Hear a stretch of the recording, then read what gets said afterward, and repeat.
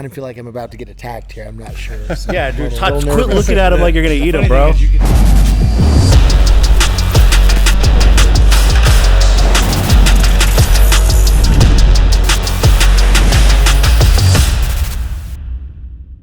What's up, everybody? We're here with Jeremy Horn, King of the Cage, light heavyweight champion, UFC veteran, and legend here in Utah. So excited to have him on the No Bullshit, Just BullFit podcast. What's up, brother? How are you guys doing? Thanks for having me. Oh, yeah. Thanks for coming along. We appreciate it. Yeah, doing great.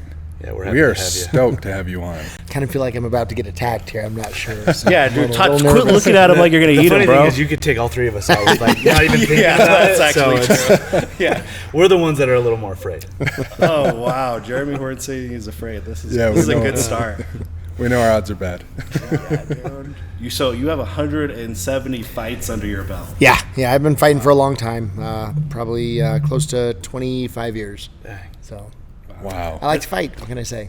Yeah, I talk about those 5 fights in high school, like any chance I can get. Give me 2 drinks, and it's like, okay, let me tell you how it went down. Okay, yeah. I was in the lunchroom. Yes. But 170, that's incrable. So how did you get started when it comes to fighting? Kind of an odd start. I was just training at a martial arts club, local to Omaha. I grew up in Nebraska. Mm-hmm. And a promoter came around kind of right around the beginning of the UFC. It was a big craze. Everybody was watching this blood sport where we thought somebody was going to die. There's no rules in fighting and stuff like that. So somebody asked if we wanted to do it, and I thought, sure, I'll give it a try. It looks kind of fun. Turned out I was kind of good at it, and fast forward 30 years, now it's been my career and my whole life. So you started kind of young, 12 years old, right? I started training in martial arts when I was 12, and then I had my first fight when I was 19 or maybe 20. Oh my gosh. So what form of martial arts did you start in? I started under the head of the organization was a guy named Robert Bussey, and if you're a martial arts guy, you'll know who that is. But he was kind of ahead of his time for the time. Back in the 80s and 90s, everybody was doing karate or taekwondo or judo or whatever. And he was one of the first. It was kind of like, if we're going to train to really defend ourselves, we need to know a little bit of everything. We need to do some of this and some of this and some of this. And so his organization was kind of ahead of the times for that era. Kind of the precursor to what MMA is now, where you're doing a little bit of everything and needing to be good at it. So when the UFC and MMA or NHB, they called it back then, kind of rolled around, it was kind of a natural, segue for us to move into that. Absolutely. Very cool. Yeah, I remember the first UFC fight. Some dude took on that big, sumo wrestler. Yeah. Dude, he kicks him right in the face, and the guy's tooth goes flying. Yeah, that was crazy. Even on VHS with terrible, you could barely make stuff out back then. We had to use our imagination back in the day. I don't know if people knew this, but it wasn't an HD. But you could still see his tooth just flying. Yeah, it was pretty crazy back then. Like, everybody, like, people understood what boxing was, and they understood what wrestling was, and they'd watch, karate tournaments, and the UFC rolled around, and they're like, all right, we're going to do this fight where there's no rules. Like, don't bite him and don't poke him in the eyes. Other than that, you do whatever you want. And nobody really knew what was going to happen. Nobody really knew what that was going to look like. And then that very first fight, he goes charging across the ring, and the guy moves, and he falls down, and he's sitting there against the fence. The guy kicks him right in the face. He was like, oh, my God. Like, this is real. Like, we're going to watch somebody die here. This is crazy. Oh, yeah. It was so raw. Nobody, now that's really pretty tame, But back then, nobody knew what was coming and what it was going to build to, so... So was a lot of these martial arts, this was probably the first time they were coming together, too. Oh, absolutely, yeah. And, so it was this all this spontaneous combustion. It was so new, and that's one of the things that I think a lot of the guys that fought in the really early days, even before I did, they deserve a lot of respect, because now, like, you're going into fight in an MMA fight, the rules, the weight classes, there's a regulating body that's going to keep you safe. Back then, nobody knew anything. There was no insurance. There was no gloves. If you didn't want to wear a mouthpiece or a cup, don't wear one. Nobody cares. You do whatever you want. So people going into that arena going, okay, this guy's going to do whatever he wants to try to hurt me as much as he can. That takes a lot of balls to get into that back in the day when nobody knew what was going on. Nobody really knew what the sport was about. You don't know where you're going to get So the certain hit. disciplines, they'd fight each other. Yeah. That was happening, jiu-jitsu on jiu-jitsu or taekwondo versus taekwondo, but not, all around fighting. Yeah. That was the first time we saw that. Because back in those days, like, boxers felt that boxing was the superior fighting style. Like, if there's no rules, boxing wins. And the wrestlers thought wrestling was the best, and the karate guys thought karate was the best. Nobody really understood that in a true no-rules scenario, it's natural to grab a hold of people. You know, I mean, look at boxing. How often does the referee have to separate the fighters because they're grabbing each other? Yep. You know, it's not like in the movies where, you know, you grab the guy and you throw him against the wall and then he falls down and you stand there and wait for him to get up and then you guys punch and kick each other. Like that's like the westerns. That's movie crap. Lining up to get like knocked out. When Like you are Bruce fighting, you know, particularly in like movie scenarios, when you're fighting for your life, you're going to do whatever you can to end that fight as fast as you can. And so grappling is the way to do it. So as it started progressing into the real world and MMA started evolving, people started realizing that grappling is really what's the dominant style. And then as everybody got more comfortable with grappling, other facets started showing up and be like, oh, if you're a good grappler and you can punch, you're a little more effective. And if you're a good grappler and you can kick and punch, you're a little more effective. So just gradually became, you got to be pretty good at everything. That became super apparent with Hoist Gracie and Ken Shamrock's fight. Right. You got this dude, I think Ken Shamrock was like 250 and stacked. Yeah. Hoist Gracie's like 155. Yep. Teeny. And then they go at it, and Ken's having a hard time hitting him. He does hit him quite a few times, ragdolls him here and there. But then in the end, Hoist Gracie pulled it off with the win. Mm-hmm. And it just changed everything. It was like, it doesn't matter how big and badass you are, you got to be really smart and technical. Yep. That was really cool to see. Well, it's kind of the same in pretty much everything. People just didn't really recognize it that way because, like, you guys all obviously lift, right? Oh, thank you. Yes, of course I do. Like, Way more than Todd, Thanks by for the way. noticing. That's a part of your life, right? Absolutely. But you understand that you can be pretty strong, and somebody that's got better technique at the bench than you can probably bench more than you. Absolutely. They don't necessarily have to have the raw strength that you've got. If they've got better form, they can do it better. Technique is everything, and it applies almost universally in any physical activity.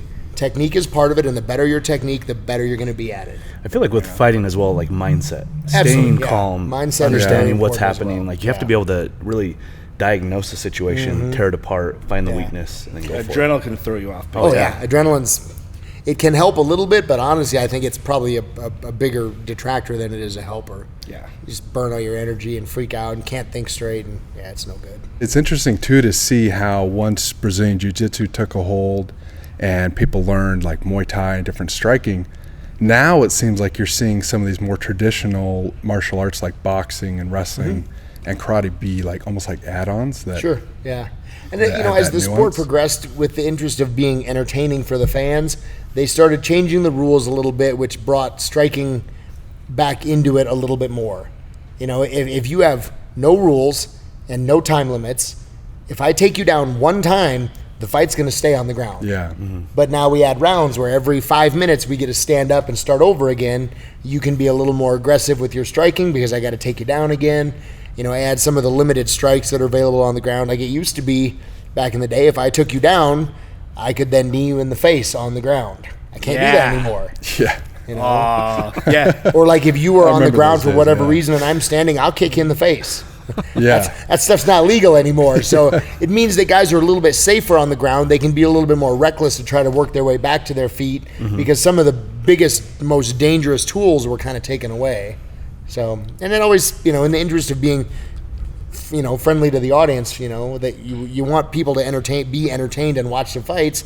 And one guy laying on top of the other guy, hitting him in the face like this for 30 minutes is not really entertaining. Hammer punches. Yeah, but yeah, it a lot may of be them are the- ending that way. Yeah. And it's like, those don't hurt them. Why are they Yeah. ending it like that? But I mean, it might be an effective way to win the fight, but it's not very fan friendly. Yeah. You know. So yeah, they Still, didn't know what direction they were going to go. If they're just Yeah. going to be like, you know, a dogfight or Yeah. let's have some type of regulation. And I remember watching Austin Powers, the guy with the hat, will Yeah. throw and kill you with his yeah. hat. Yep. I'm like, oh, dude, is this guy fighting in the UFC? Yeah. So he did. He actually had a couple he fights fought in the UFC. UFC. Is that and Odd Job? He got Yep. welled in the junk Wow. like 30 times. He went like this, like what is this, a suplex or something? Or I don't know. He like he splayed out his opponent, and then all of a sudden his opponent just looks at his balls and starts wailing Yep. on I it. was back in the early days when I that was remember legal. that was crazy. Yeah, anything wet. It was a lot of fun. Oh my goodness. That's when you knew that and the tooth getting knocked out. Yeah. Those are the moments for me. Like, where oh, this is real. legit. This is not phony. Yeah. Yeah, and then they got the David and Goliath match. That was super cool, where it was just little guys versus big, huge dudes. And Bollinger was his name. Jerry from the Lions. Bullander. Bullander, sorry, Bullander from the Lions Den, one of Ken Shamrock's proteges.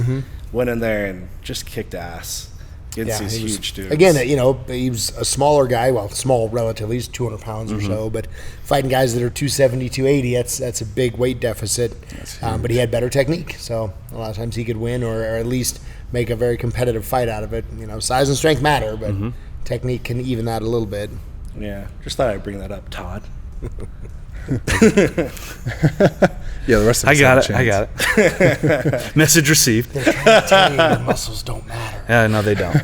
It's all just for show. There's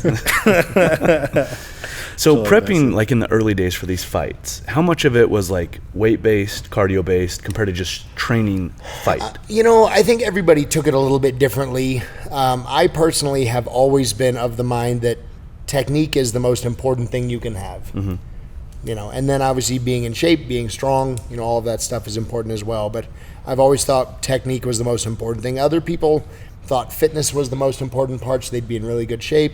Other people thought power was more important, so they'd be stronger. It kind of depends on how you fight and how you think. You guys follow the sport, right? Like Nick and Nate Diaz. Oh, yeah. Right? I mean, they're not super strong. They're fit, certainly, Yeah. but they're not like huge muscular powerhouses, either one of them. They focus on technique and like you said, being And calm run mentally. marathons. They're Yeah. very, very, flatline emotions when they fight, and it works for them. Very And you cool. can see that Very in their stoic. fights too, the resilience that they Yeah, have. exactly, yeah. Yeah. Okay, so they got Nate Diaz does have a fight coming up, and it's a boxing match. Yeah. Yeah.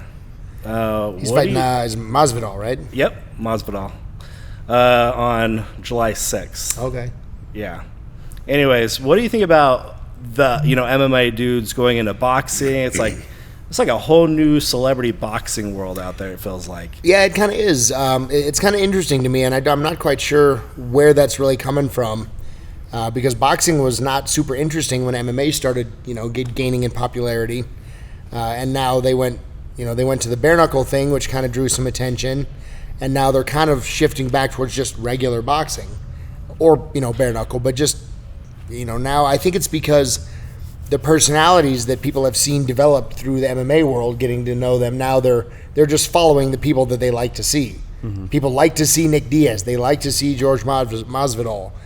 They don't really care what they're doing. They want to see those guys fight. They don't necessarily care that it's boxing, but they just want to see them fight because they've kind of grown up knowing them from MMA.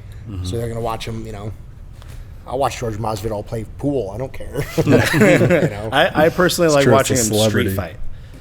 Yeah, That was cool. back in the early days. Yeah, some of he his, started with Kimbo Slice. Yep. Street fight. Kimbo Slice brought him on. That was like the Miami. He grew up in Miami, right? Yeah, Yeah, little bare backyard knuckle. thugs. Street fighting. Go to the SWAT meet. Go pick up your DVD of Backyard Brawls. Yeah. That's another one that seems to be getting incredibly popular. There's a couple of channels out there. They're hugely popular, but that's all they do. They literally have like GoPros and cell phones, and they have people fighting in the backyard with like pallets and random chunks of fence making a ring, and then they all stand there and fight, and it's huge. Wow. It's hugely popular. Dang. Yeah. No skill, no talent among any of them. Yeah. Just going at it. I don't know, man. It's an oddity. It's a little Oh, my dangerous. Yeah, it is. Yeah. Somebody sent us a video of a kid with a BullFit hat on, and he's boxing another kid at the high school. And I say, the uncle sent it to me. I was like, hey, tell your nephew to fight on grass. Yeah. They're on Yeah, gravel. don't fight on I'm asphalt. like, yeah. dude, you don't want to fight on Dude. gravel, man. I mean, he looks great. Don't get me wrong, but he knocks that kid out wrong. It could Yeah. be bad. I saw one the Yeah. other day. You see the videos all the time. Kids fighting in bathrooms at high schools. Some kid gets knocked out, falls down, hits his head on a urinal as he's going down. Like, dude, people are going to die doing that stuff. That's crazy. I don't know why anybody would do that. Yeah, get him on grass. Yeah. I don't even want grass. I want a big, thick, padded mat if I fall down. I want, Preferred, but the kids won't do that. They're gonna go after it. yeah. Yeah. Speaking of like the people that boxing is becoming a new thing. Jake Paul, I think, is a big piece of YouTubers, right? Yeah, I think he's a big part of why it's gaining in popularity. Sorry, Josh. So here's the segue. So Mayweather McGregor, that was like what really kicked it off with the boxing, and getting an MMA guy there to box or box a legitimate boxer. Right. Well, arguably the best boxer now. Yeah. 40-0. Yeah. Crazy. Or 50-0. 50-0. I apologize. Yeah. 50-0. Yeah. He got that 50. Was it McGregor? Was that? I think that 50th? might have been his 50th. Yeah, right around there. But yeah, but that's saying like that. That's just a good example. Like nobody that really knew anything about either sport thought McGregor was going to win, but McGregor did such a good job of talking it up that you're like, well, just maybe. Yeah. Like Very confident, right? Like and myself matter if included. it's origami. You look at it. Floyd Mayweather is one of the best boxers in the history of the sport. He's fought a ton of legit guys, and none of them could even hurt him. Yeah. I think one time in one of his early fights, he got wobbled a little bit. Mosley wobbled him for a That was second. Mosley, right? Yeah. But other than that, man, nobody's even able to lay a hand on him. And then we have Conor McGregor, who is a good boxer, but he's not a professional boxer. Mm-hmm. He doesn't have anywhere near the skill level that Floyd does. And you could see that in the absolutely, yeah, you could see it. In the but early then rounds, Conor starts talking, and you're like, well, maybe. That's just what it is. Right, no matter how much he talks, you're like, but maybe. Right? And that's what made it interesting, because people are like, look, I'd bet 1,000 to 1 that Conor's going to lose, but just maybe.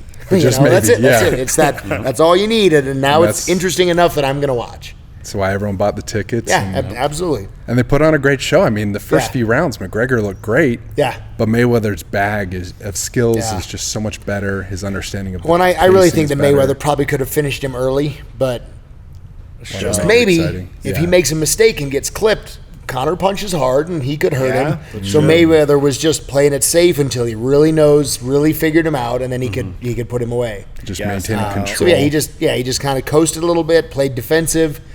The same kind of thing, imagine how badly would Mayweather's legacy have been destroyed if he got beat by McGregor. Mm-hmm. Yeah. He'd be done. Yeah, McGregor's it's going to happen. Yeah, that's just not something that he could afford to have happen. So he went in there pretty conservative, pretty calculated until he figured things out, and then he started pushing and was able to make put him sure away. he's going to win no matter what. And he probably could have done that in the first couple of rounds. Yeah. Like if that was a sparring match privately with no cameras and nothing to gain, and Floyd was like, fuck it, I'm just going to go after him and see what happens. I bet he put him away in a round or two. That's a great point. Yeah.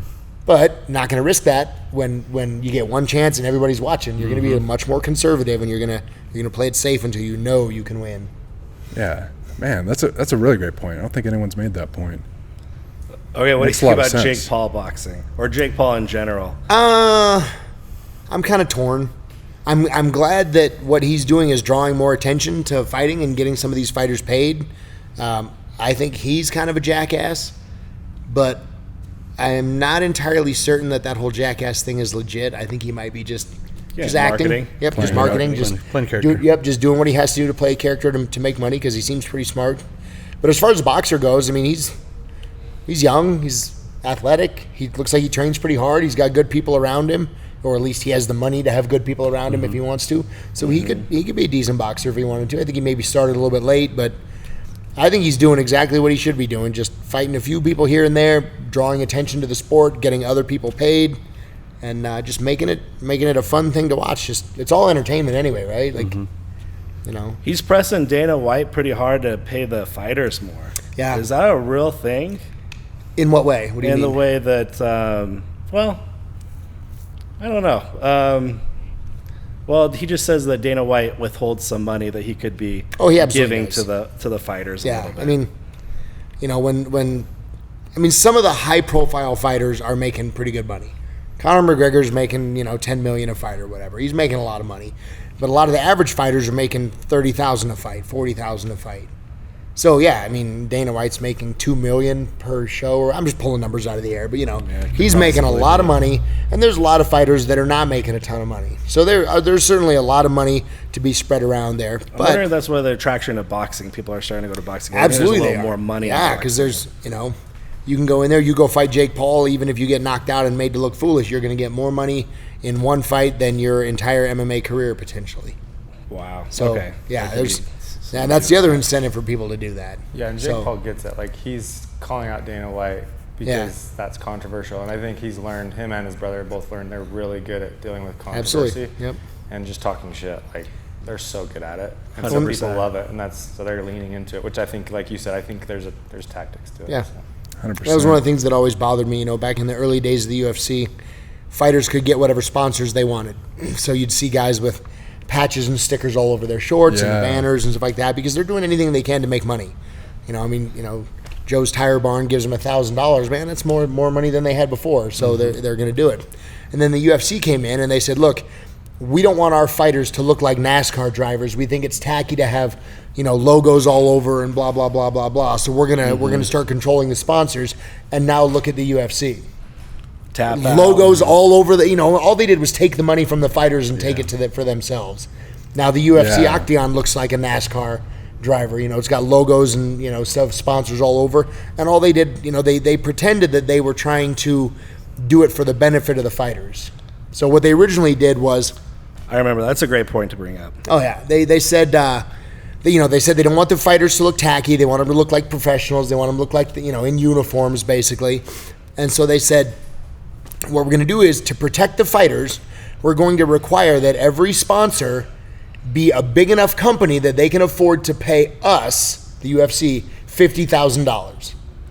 If you can pay us $50,000, then we will allow you to pay the fighters $2,000 or $3,000. Wow. Oh my goodness. It was 100% just a Yeah. bullshit scam for the UFC to wedge their way in there and take the money from the fighters. We're just starting to deal with some managers and different leagues reaching out to us for sponsorships. So that's interesting how they did that. But yeah, that's and they played it up like, well, we're trying to protect the fighters because we don't want the fighters to get hurt by some low level company that can't afford to pay them and blah blah blah. Well, like they're just okay. So you got to pay us $50,000. There goes 90% of your budget, and then the fighter gets whatever scraps are left over. And really, what that did is that just cut a lot of sponsors out of the equation completely. Yeah. So I totally remember that. And I remember that transition. I thought it was cool when everyone had all the logos on their shorts. Absolutely. Some unique, looks and individuals. But yeah, the UFC they wanted to control it all, and they wanted to take all the money from all the fighters, so they did. And then they went through the whole the thing with Reebok where they had the uniforms that were just garbage, and now Venom is the sponsor. And it's the same thing. Like they're like, oh, well, you can't get the $100,000 in sponsorships on your own. But we'll make sure that Venom gives you $2,500 to wear their shorts. That's your new sponsor, instead of the $100,000 that you could drum up on your own to collect a handful of sponsors. So yeah, it's garbage. Does the UFC have any control with sponsorships outside of the ring? What their athletes can promote? They might. Or work with? That would be probably buried deeper in the individual contracts. They probably do, but I'm not certain about Interesting. that. Yeah. Okay. Just taking a swig of Cowabunga, baby. Hey, okay, so Frank Shamrock, that was your first UFC fight? Yes. And that was for a title fight, light heavyweight title. How do you do that? How do you pull off your first fight? Yeah, that's incredible. As heavyweight, obviously you were a veteran with the other. Yeah, that was like my 6th or 7th fight. So I had a couple, but okay, gotcha. Yeah, I wasn't super experienced. So that was the 7th fight. Okay. Yeah. How did you pull that off, light heavyweight champion? I don't know. I've always had a little bit of a unique brain, I guess. I grew up with 2 older brothers.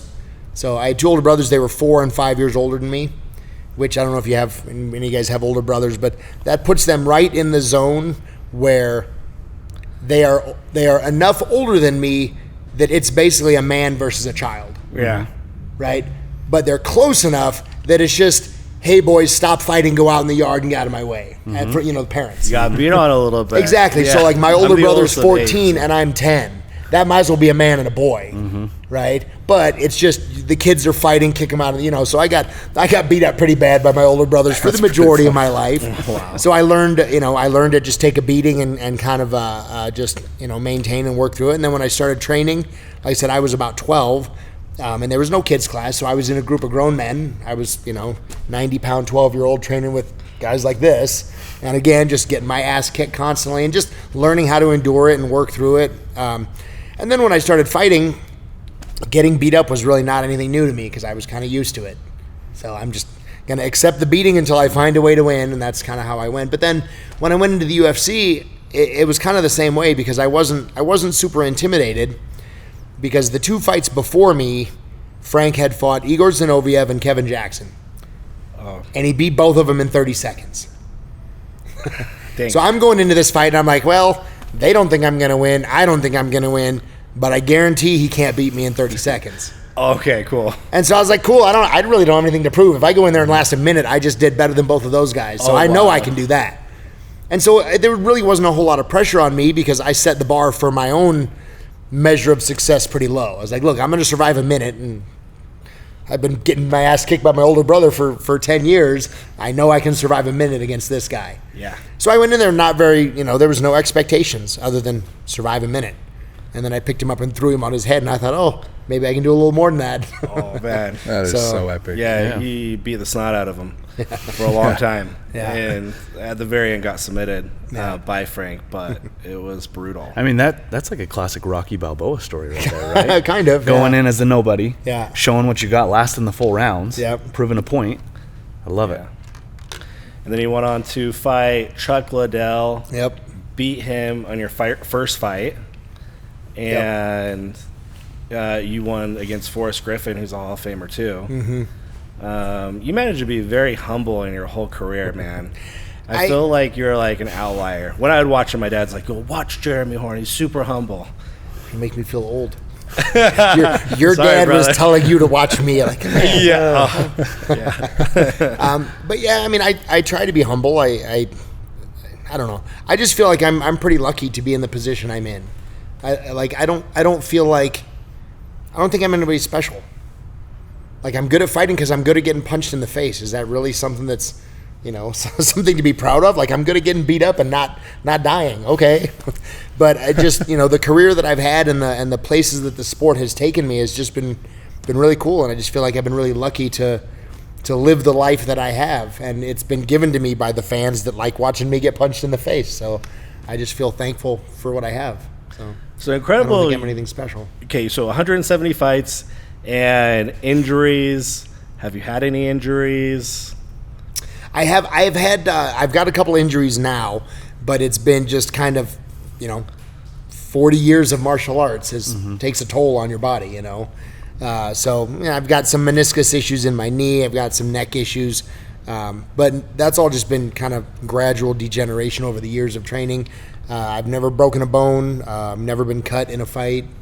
That's wild. Yeah, it's incredible. But again, like I grew up with 2 170. older brothers beating me up, so I learned how to protect myself and stay safe from a very young age. So Makes sense. That's incredible. A lot of people are like, oh, UFC is so brutal.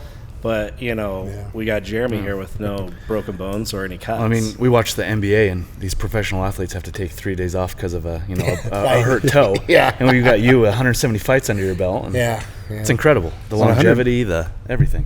Yeah. Did you guys see Bronny got picked up by the Lakers? Oh yeah. I don't know if you follow basketball at all. Okay. Well, Yeah. 50. he actually got picked. 55th pick right there. Yeah. Yeah, so LeBron James is going to play basketball with his son, Bronny. Oh, It's like, That's kinda cool. Could be his last year, so. It's funny. We were JJ just Redick. are they the as same a team? coach. Yeah. Yeah. Oh, the Lakers. That'd be kind of fun. Yeah. Get to play basketball with your son. That'd be pretty cool. Yeah. It'd be so like- cool. Yeah, it's pretty sweet. Yeah, it'd be like you tagging in your son to fight, I don't know, McGregor and Yeah. who else would you want to fight? Who else would you want to fight right now? That's out there? I've never really cared who I fought. I just, whoever's across the ring from me. I would have always liked to have gotten a rematch with Frank, but that never panned out. So Yeah, that would have been great. Yeah. I don't know. Why didn't that pan out? Do you have a manager or something, or do you? it's just I don't know. It's kind of weird. Dana? It just people's careers take different paths. After we fought, I got a couple more fights in the UFC. I think he had a couple more fights in the UFC, and then I think he sort of retired because he wanted to go fight in other organizations or something along those lines. He had like a contract dispute with the UFC, so he, but that's saying just, So going back to the longevity aspect, what kind of recovery process did you have after a fight? After getting the crap beat out of you, like what certain steps did you take to heal, to recover, and then be able to come back and fight again? I would drink a Mountain Dew and then go back to the gym and go back to training. Oh, wow. Now that's an old school mindset right there. I love it. No, really, recovery is certainly important, but that's one of the things I did well is I just was always pretty good at staying safe and not getting any major injuries in fights. So I'd have like a black eye or something, So Dang. take it easy and, sparring for a couple of days and then just go back and train again. That's incredible. But I was also pretty young. I started at my first fight when I was, like I said, 19 or 20. So the majority of my career, 20 to 35 or so, is still pretty young, healthy. Staying active, flexible. So just didn't really have any injuries. Dang. That's awesome. Well, that's another thing too. Even talking to you, you're so quick, so lucid. I mean, that's pretty incredible. I try to be. Like I said, I try not to get hit. Like I know a lot of people. You watch interviews of people and they're like, well, what do you want to see in this fight? And they're like, I want to go to war, and I want a 5-round fight. I want to go to war. I want to be like, fuck that. People ask me what I do. Like, I want to take him down and choke him in 5 seconds. I don't want him to land a punch. I want to get in and out of there and win, and then go have dinner. It's going to be a bloodbath. Yeah, exactly. Like, I don't want that. We're going to be done in 5 seconds. Yeah. I want to go home after. Like, that's the thing. Like, I've got a lot of fights, but I easily have 40 or 50 fights where I won or lost sometimes without taking a punch. Wow. I shoot in, take him down, get to the top, he turns over, I choke him. Or I try to shoot in, he chokes me, whatever. Like, the fight's over, neither one of us is hurt. We go have a beer after the fight. So it happens a lot. It doesn't happen so much anymore because the sport has progressed to the point where through the rules and the fighter's intent, it's a lot rougher fights now. Okay. Now guys need a lot of downtime after fights because they're hurt. But back they're then, going longer? Well, yeah, and the way they choose to fight, right? Like if you're going to stand up and punch each other in the face for 25 minutes, it's going to be rough. But back in the early days, there's plenty of fights that would be over, and the winner and loser both don't have a scratch on them. Wow, interesting. So just because grappling. Yeah, well, because grappling and so even fast. Like it's not the greatest way, but you go into a fight, you get hit with a right hand and get knocked out, fight's over. Yeah, You're going to have a bit of a concussion, but really you could wake up and go have dinner and just take it easy on your brain for a while, but you're really fine. Yeah. You don't want to go get punched again, but it's not like you need to spend, 3 weeks in the hospital recovering from that. You just go on with your day and let your brain recover, So Very it's interesting. not like that anymore. Now guys they're getting cut, they're getting broken hands, broken noses, and, a lot of think that's superficial from stuff that requires some downtime. I think that's from the rule changes. Yeah. Well, the rule changes and the fighters are kind of following the path that the fans want to see, right? Like, people don't want to see two fighters rolling around on the ground looking for a submission. They want to see two people standing up trying to knock each other out. That's what the fans want to see. That's what the UFC rewards. And so that's what the fighters are trying to do. Because everybody wants to be Conor McGregor. Everybody wants to be Sean O'Malley. They want to be the superstar that's getting paid a lot of money. And the way to do that is to be a knockout specialist. And that's so they've almost changed the way the sport is played. Absolutely, they have. Very interesting. Tank Abbott used to be the knockout artist. He looked so mean and just tough. I loved watching him. I loved that he went to the WWE too. It was so fun to watch him on there. But you have met him. What do you think about Tank Abbott? He was actually a nice guy. He's a lot smarter than he let on. You could even see that in his early days. If you go back and watch some of the pre-fight interviews that he put on before the fights, he's actually a pretty smart guy. But he's also kind of a thug, so he just kind of played into the thug role a little bit more. But he was always friendly to me. He's always a good dude. But like, I think people misinterpret people some, because you can have a guy, and like the Diaz brothers are kind of like that now, where they're nice guys. But if you walk up to them and puff up with an attitude, they're going to spring back right at you right away, because that's just their personality. That's how they are. They're not going to back down, and that's kind of how Tank was. Like, he's not the kind of guy that walks into a bar and goes, all right, who am I going to beat up here today? Sure.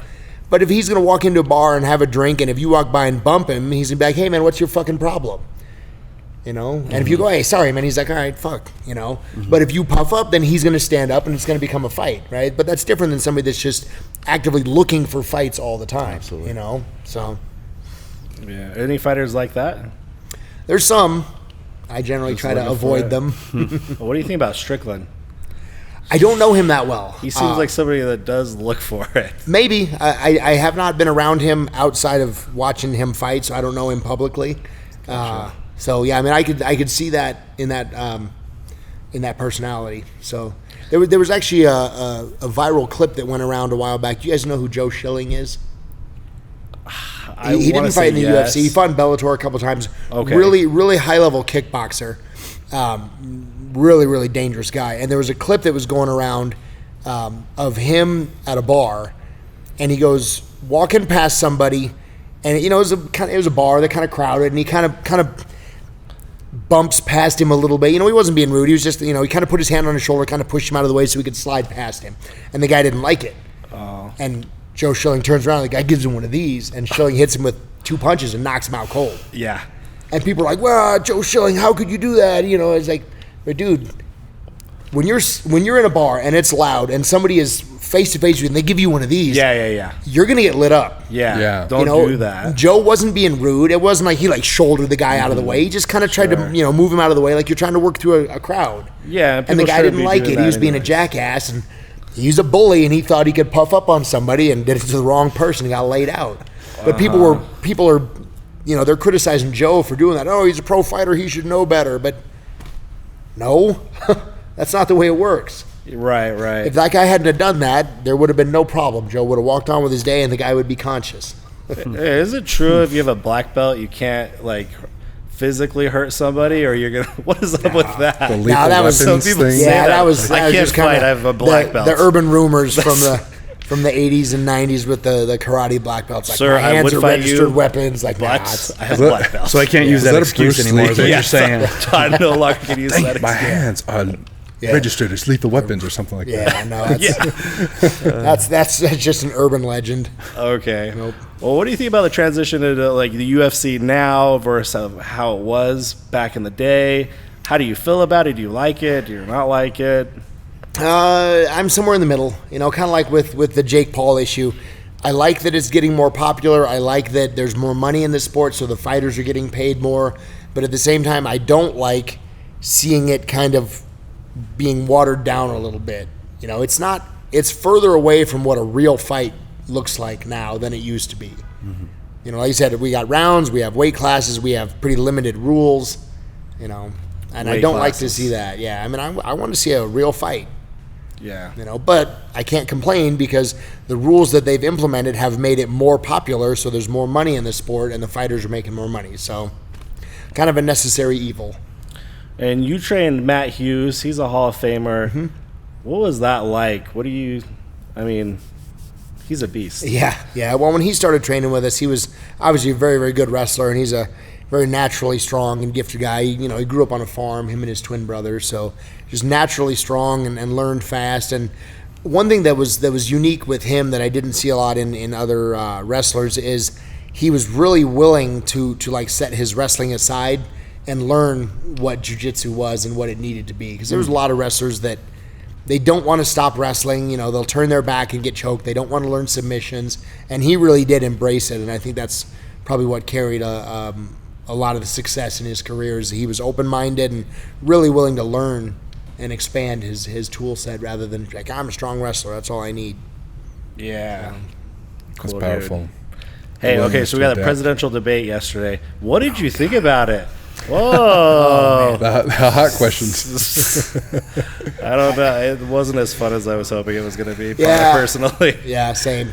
They mute. I mean, it was very controlled. It wasn't a usual debate. They had to mute the mics. They made a very controlled setting for two very older gentlemen. I did not know they muted the mics. Yeah, so that's why it was it was a very controlled setting for a debate. That's never been done the before. Geriatrics. Yeah, it's, I mean, at that point, you just feel bad. It's like, this is... I thought it was pretty disappointing that one of the most emotional and heated points was when they started arguing about golf.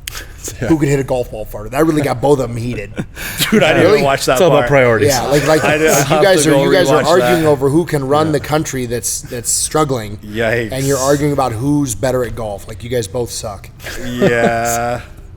We need a... It was bad. Yeah.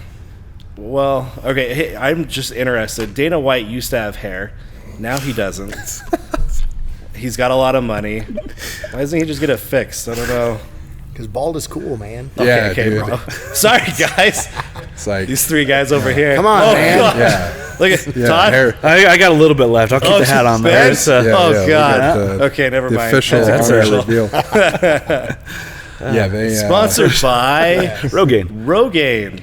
No. Where's your laser? Where's your your helmet? I've got my it's at the house, hidden away We for do, our like, Zoom calls. Important Zoom calls, and he'll have this helmet on that's got It's got the 500 infrared lights going to town on the scalp. Nice. Yeah. You just got to Looks embrace the like- dark side. I'm Just holding get the on. razor with Every it. It's like Star last Wars. little It's so thin funny. string of hair I got, I'm holding on tight.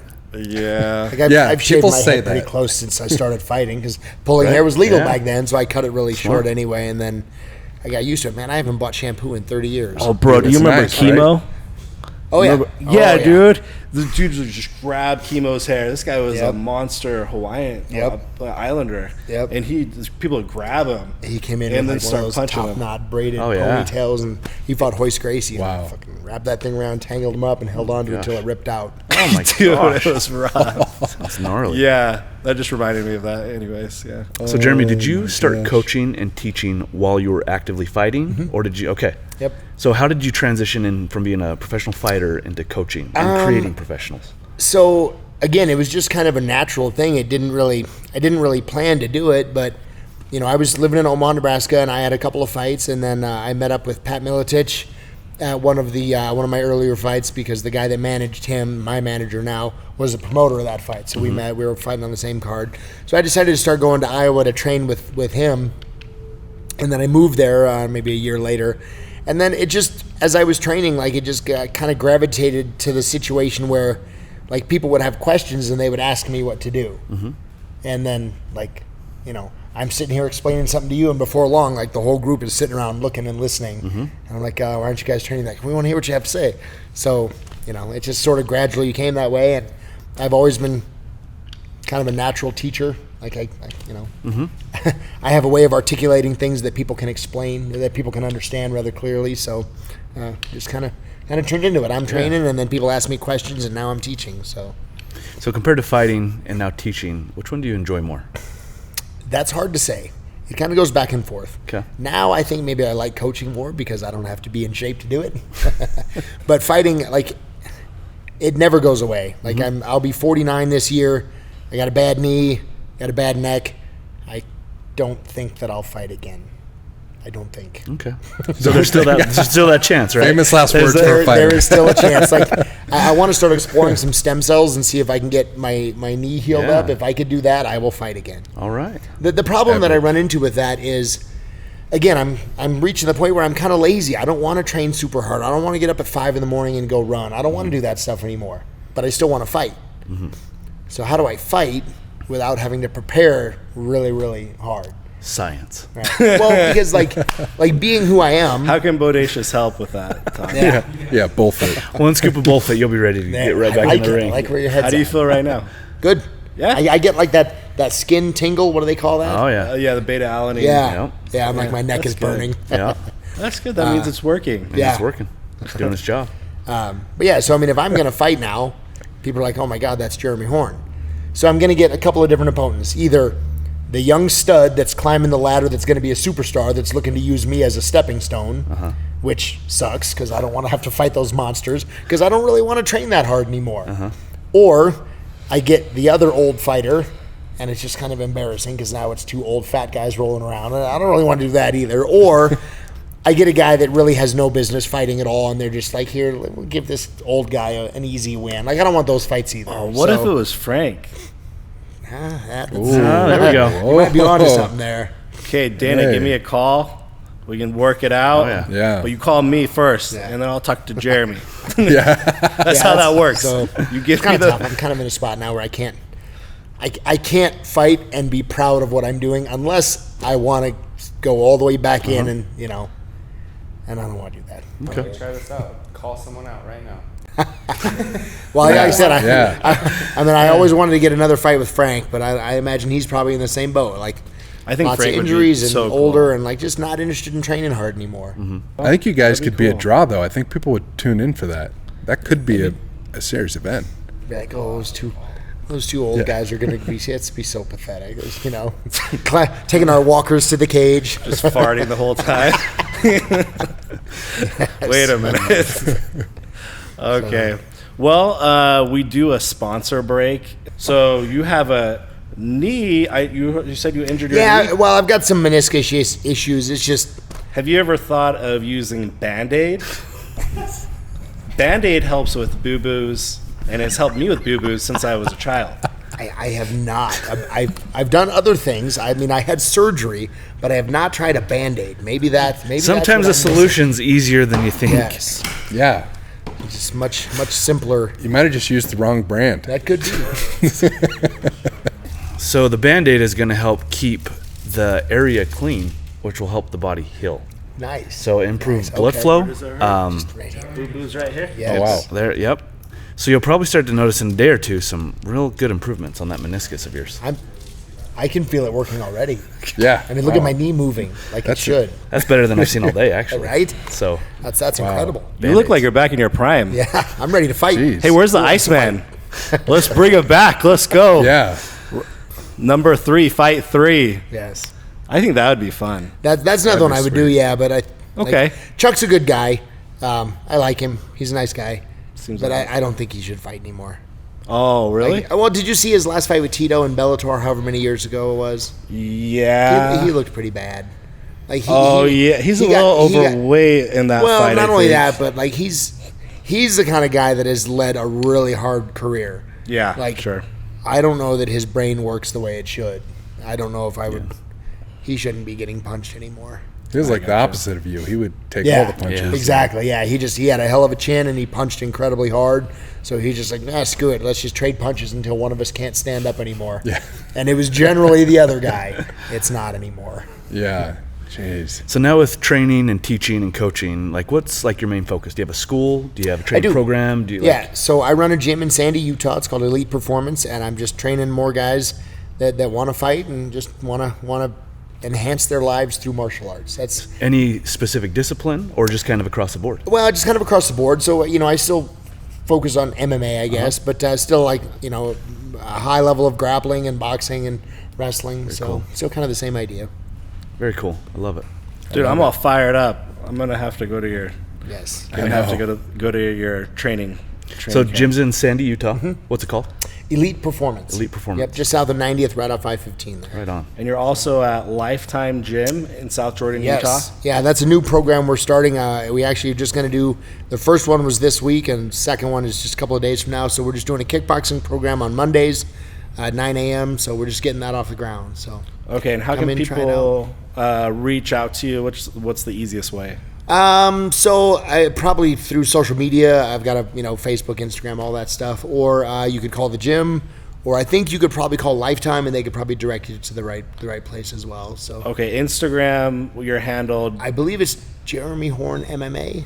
Yes, I think. it is. You sound very active on it. Yes, I don't do much with it. I've got a couple people that help me do that. I'm on there a little bit here and there, but I really I hate social media. It's understandable. I'm an old person. As far as I'm concerned, social media is like the worst blight on our society that has happened in a long, long time. All right. So, There's a good argument for that. There is.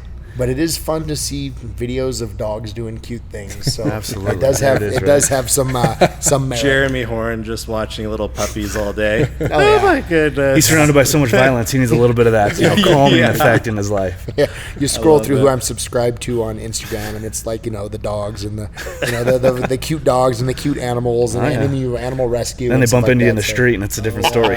Exactly. Yeah. Do you have any pets? Yes, I have a fat little dachshund named Marley. Fantastic. Nice. Good. Well, thank you so much, Jeremy. This has been awesome. Dude, I had to get you on before the 4th because I'm going to go hang out with my dad. My dad, he's a big, badass Marine. He fought like every month. He's fighting, so he is a huge fan. He's going to be super excited to know that I just interviewed you. That's cool. I Yeah. appreciate that. Yeah, it was awesome having you on. That's awesome. Well, thanks for having me. Yeah. It's Yeah, an brother. honor for us. Cool. Well, that concludes the podcast. Thank you so much for tuning in, and excited to see you next time.